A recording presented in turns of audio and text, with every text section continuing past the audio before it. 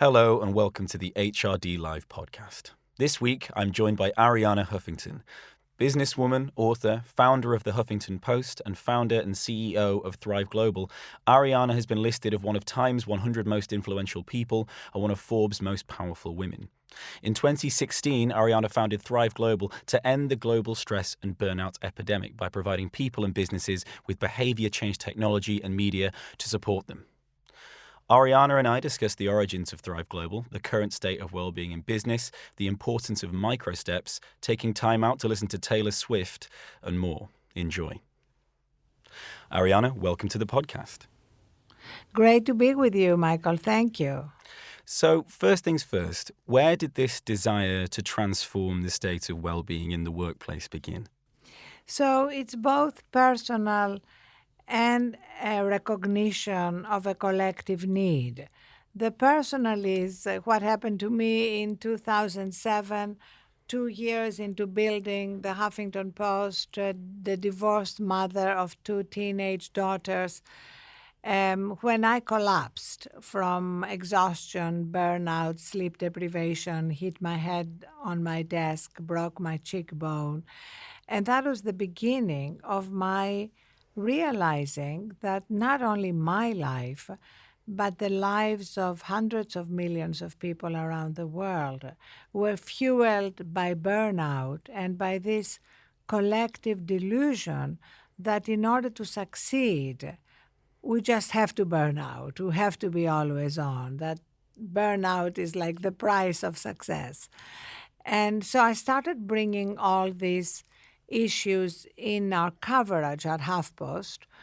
We launched a dedicated sleep section in 2007, which was really early. But at some point, and that point came in 2016, I no longer just wanted to give people content and awareness. I wanted to help them change the way they work and live. So to go from knowing what to do to actually doing it. And that's when I decided to leave HuffPost and launch Thrive Global in order to help people and companies bring these changes in their lives and in their workplaces. So, how does that work then? That kind of that transformation. What do you think people need in order to start making that change? So what we offer now is a holistic solution, a platform that includes a coach in your pocket, an app if you want, that feeds micro steps for behavior change, that also feeds inspiring content, new role models, and the latest science to help people on these journeys of transformation. And micro steps are a key to everything we are offering and to what we think is essential for behavior change. You know, we have this false impression at the moment that you make your New Year resolutions and you bring about change in your life. And we know that most New Year resolutions are broken by January 19. Of course. So we recommend instead that people break down the changes that they want to see in their lives into what B.J. Fogg, the behavior scientist at Stanford, calls tiny habits. We call them micro steps too small to fail. So let's say you want to start exercising. Don't tell yourself you're going to go to the gym for an hour a day, because after 2 weeks you won't. And what happens is that you begin to feel like a failure. You beat yourself up, and it's less likely that you're going to exercise. We say, take the steps rather than the elevator. Do 5 minutes of push-ups, or have a walking meeting instead of a sitting down meeting. So we break it down we have hundreds of micro steps, into tiny steps, and you pick your journey, you pick your first step, and then you keep adding. But the point is, make them so small that every day you feel like a success. you feel I'm taking another step towards my goal. Another area, another journey that a lot of them, hundreds of thousands of customers who work with through corporations around the world, another journey that's really important to them is our relationship with technology. Right. More and more of us feel increasingly addicted to our phones. We feel kind of out of control. I mean, don't tell yourself you're not going to use your phone. Don't give yourself some big, unrealistic goal. I mean, we have two micro steps about that as a way to start, which actually are two of my absolute favorites. One is when you wake up in the morning, take 1 minute, 60 seconds before you go to your phone. 1 minute, okay? If you don't have 1 minute, you don't have a life. The reason for that is that if you go straight, if you go straight to your phone, the data shows that people are often flooded with a cortisol stress hormone even before their feet have hit the ground. Because you don't know what you're going to see when you go to your phone, whether it's a message from your boss or a tweet from someone that upsets you, whatever it is, you need that minute to set your intention for the day. Remember what you're grateful for. Set up your own priorities for the day before you go to your phone. And at night, another favorite micro step is pick a time at the end of the day that you declare the end of your working day. There is no real end to our working day. We could all stay up all night answering emails and texts. So we need to declare it. And we declare it by turning off our phone and charging it outside our bedroom. So again, if it's too big a step for you, you decide for yourself, you say, I'm going to do that one night a week. You begin to build that muscle of success around your goals. And we divide our goals into what we call fuel, which is movement and nutrition, connection, recharging, which is everything we're talking about, and focus. Because one of the other problems that people are dealing with is being constantly distracted and constantly interrupted by notifications, by text, by their own desire to scroll social media or whatever it is. So being able to focus dramatically improves our productivity. I mean, I've absolutely experienced that myself. I think you even notice it in yourself over time.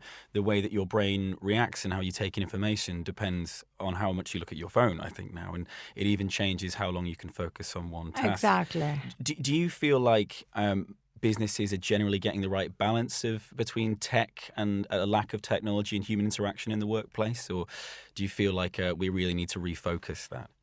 Like everything in life, when we are going through a big transition like this, there are some companies that are ahead of the curve and some that are behind. What is happening now is that when culture fails in a company, people really take notice in a way that wasn't happening before. I mean, look at the latest culture fail at Boeing. It's very clear now, and it's clear to leaderships within companies and even boards that culture is not just a nice box to check. It actually affects the bottom line.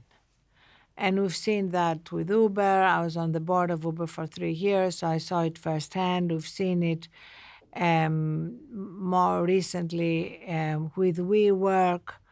We're seeing it now with Boeing. So regularly now we have big teachable moments of companies where the culture fails.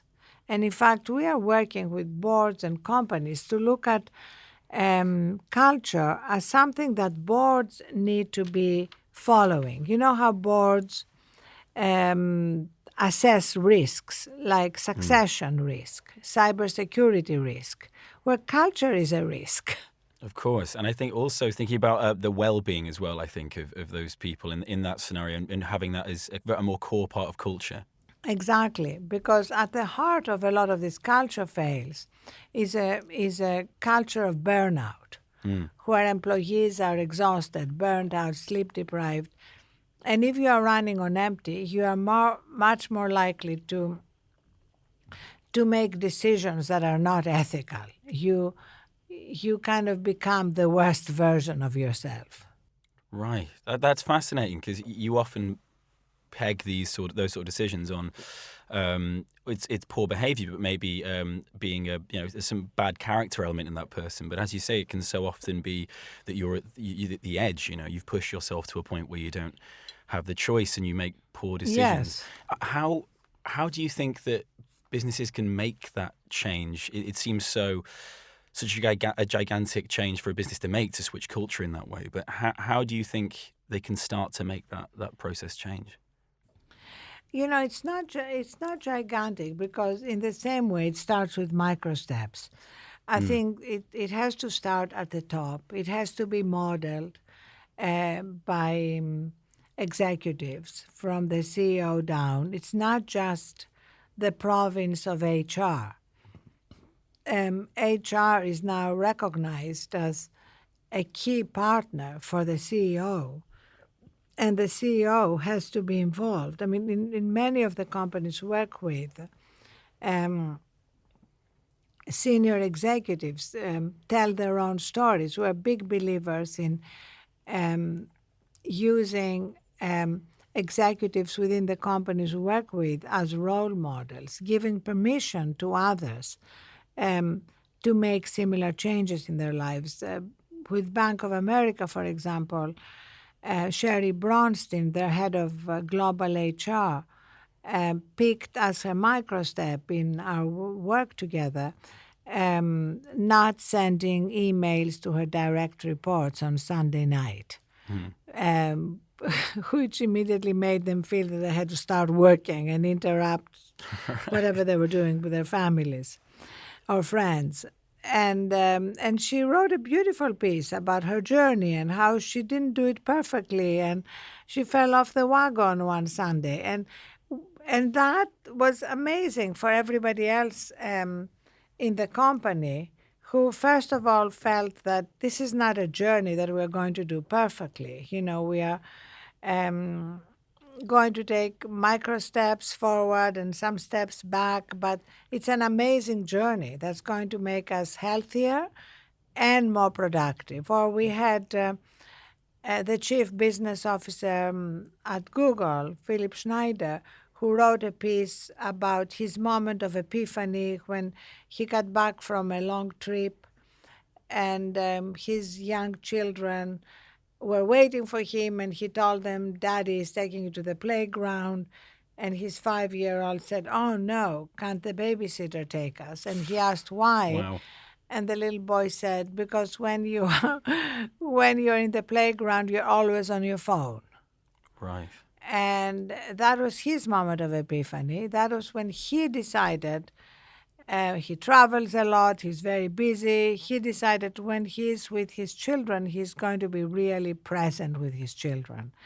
And that was great for his team. He has 20,000 people who ladder up to his leadership. And he told me how many emails and texts he got from people who felt that they now had permission to also be present with their children. So that we're finding that that's how we're going to change cultures, both through a combination of new role models like Philip Schneider or Sherry Bronstein or anybody within a company who is beginning to take steps, or celebrities like Selena Gomez writing on Thrive that she does a digital detox regularly, or Jeff Bezos writing why he sleeps for 8 hours because it improves his decision making.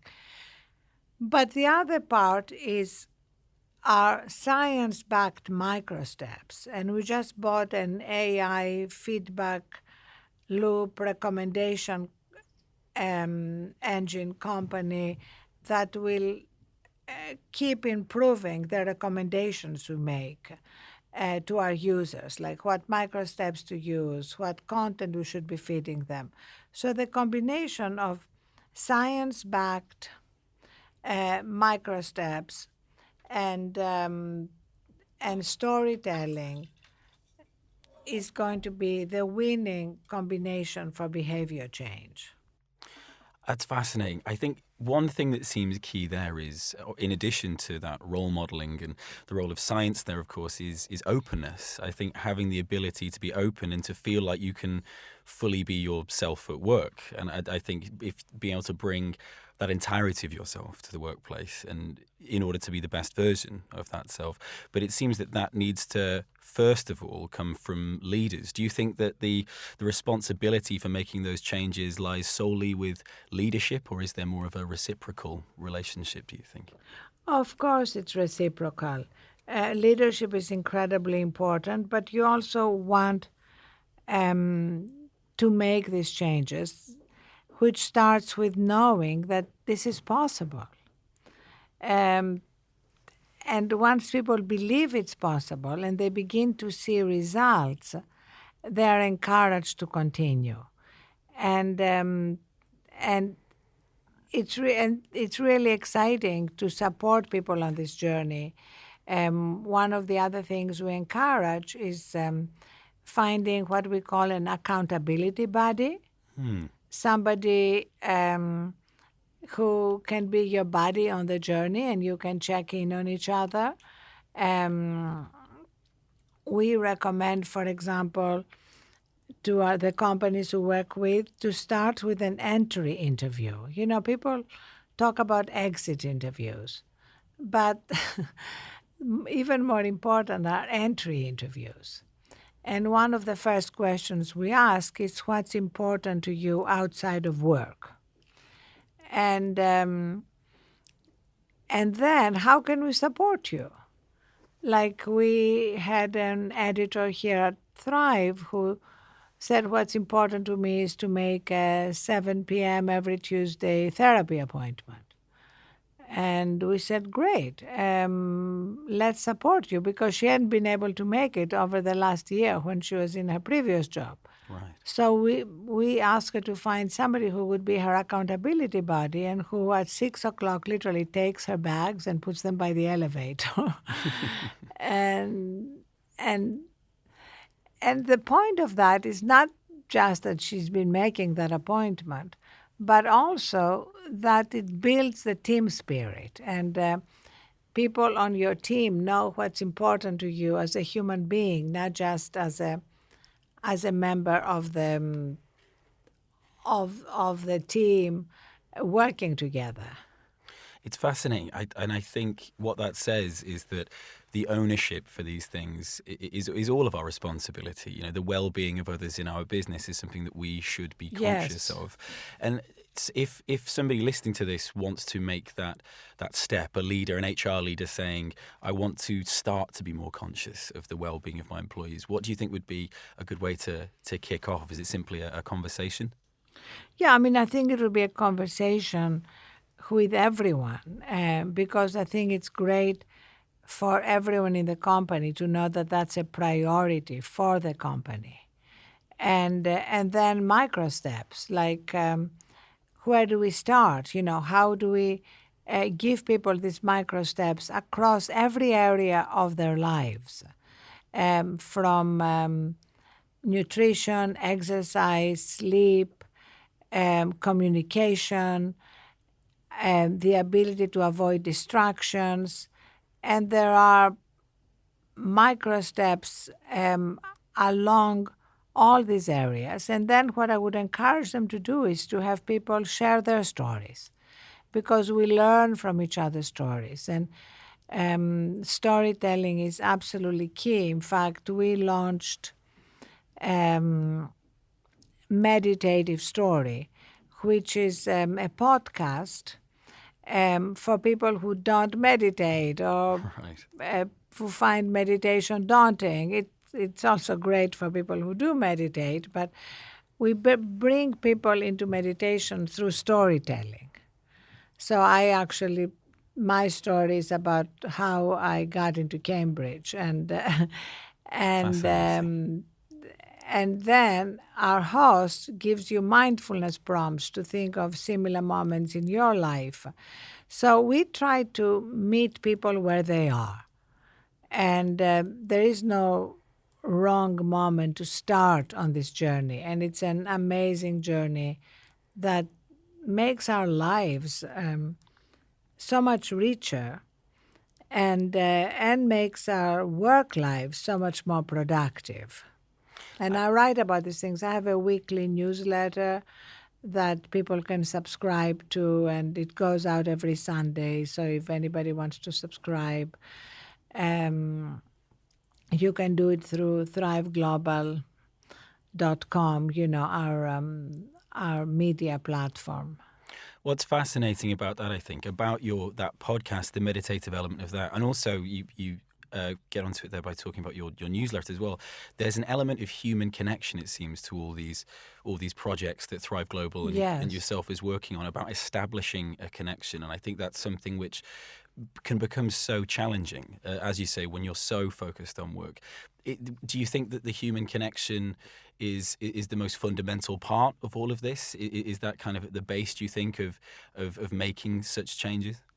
Absolutely. I'm so glad you made that point because everything we're doing starts with the premise that every human being has that place of strength, peace, and wisdom in us. It's our birthright.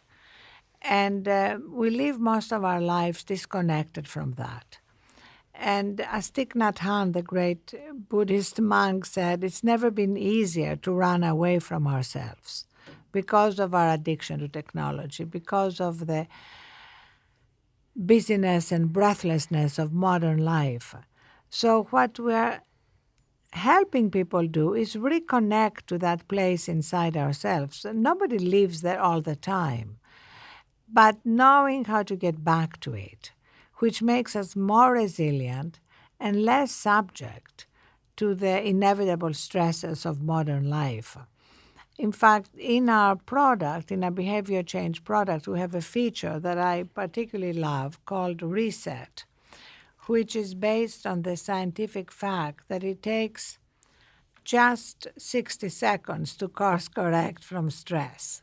That stress is inevitable and not a problem. What is a problem is stress becoming cumulative. Right. So we ask our users to bring together elements, photos, music, quotes that are joy triggers for them, that help them remember what they value and what they're grateful for. And we put it all together. And then when you're feeling stressed, you just play your guide. And, mine includes pictures of my daughters when they were young and unproblematic. My favorite song currently, you can change it, which is Taylor Swift's You Need to Calm Down. Very good. Favorite quotes, like Rumi, live life as though everything is rigged in your favor. So if I'm feeling stressed after I got some bad news or I had a stressful meeting, I don't just keep going. I take 1 minute to course correct. If you think of it, 1 minute. It's nothing, but it's game changing. And that's why, again, it's back to micro steps. It's small, it's 60 seconds. Right. But if you do it like, let's say, 4 or 5 times a day, you end up going home and not feeling so wired, as so many people go home so wired that they can't come down, they can't sleep, they have to self-medicate or have real problems transitioning from their work life to their own personal life. It's fascinating that. And it's funny how these things, we think they take so much time to implement. You think, oh, meditation is going to take so much time out of my day that I can't possibly take time out. Yes. But it's funny, when I started meditating, the same thing happened for me when you make that tiny change, and it was maybe 5 minutes. And it was all of a sudden like my brain had completely almost like gone from this ball of yarn to one single thread or something like that. Suddenly you have this clarity.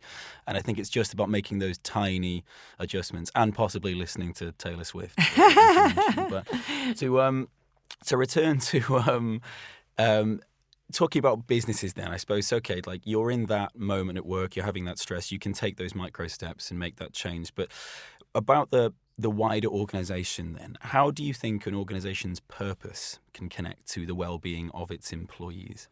Well, it's very important for the organization to make its purpose very clear, not just in beautiful sayings, Right. but in how it links to everybody's life. And then every employee needs to link that company purpose to their individual purpose. Also, what is so interesting now is that, in a recent survey, 9 out of 10 career professionals told researchers they would sacrifice future earnings for work that is always meaningful. So millennials especially really care for work that's meaningful, that has purpose. And that starts with trust, building trust with your employees, building trust with consumers. And what is great now is that companies can no longer hide behind just beautiful cultural statements. They need to live that purpose.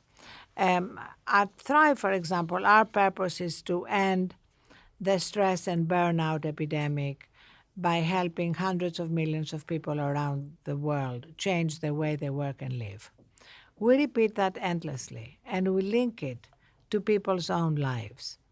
And we want every employee who is here to bring that to their lives, to make sure that they are feeling resilient when there are problems, obstacles, to reach out.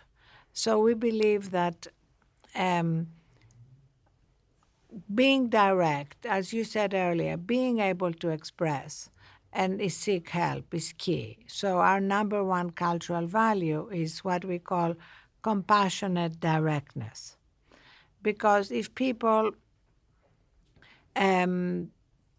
don't feel that they can be direct, that they can give feedback, that they can disagree, those disagreements and resentments simply fester and undermine the culture. Yeah, I think that what's interesting about that is I love that term, compassionate directness, because as you say, being direct and being honest and being open is so important. But it's feeling like you can do so in a way which is still kind and comes from a genuinely good place, that you can voice your thoughts without fear of being rebuked or making someone else feel lesser in any way. It's such a wonderful way of phrasing that. Yes. I could continue doing this conversation for a very long time because it's been absolutely fascinating. But I think I'll probably ask one more question and then let you get back to your work. Great. Lastly then, Arianna, if a HR leader, a business leader is listening to this podcast and they want to transform the well-being of their employees, but they haven't the faintest idea of where to start, what would be maybe your top tip to get them started? If you could pick one or maybe a couple. Well, the top tip is to help the company make what we call a mind shift. And this delusion that in order to succeed, the employees have to burn out. Because changing false beliefs is essential before you can change behavior. So we believe it has to start with changing this belief. Because if the employees believe that in order to succeed, they have to be always on, they don't have time to sleep or recharge or get off their phones, they're not going to practice their micro steps for change.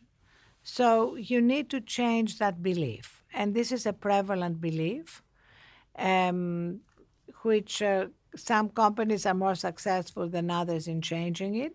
And what helps change it is some stories from executives, people admired within the company, talking about how, in fact, when they prioritize their well-being, they're more productive. Some stories and examples from athletes. Athletes are a great constituency to go to because they have demonstrated again and again that recovery is part of performance. If you are LeBron James or Tom Brady, they regularly talk about how when they sleep, when they take time to recharge, they're better on the court. And that's something which is the same for all of us in whatever field of endeavor. Absolutely fascinating. I mean, I could continue with this conversation, as I say, for such a long time, Arianna, but I'll let you go. Thank you so much for joining us on the podcast. It's been an absolute pleasure, and I hope we can have you back again soon. Thank you so much. I loved being with you. And if anybody wants to reach out to me or ask any more questions, I'll give you my email address. It's ah@thriveglobal.com. Thank you, Michael. Thanks for listening to this episode of the HRD Live Podcast with Arianna Huffington. If you enjoyed this episode, you can subscribe at hrdconnect.com or via iTunes, Spotify, or wherever you get your podcasts for a brand new episode every week. See you next time.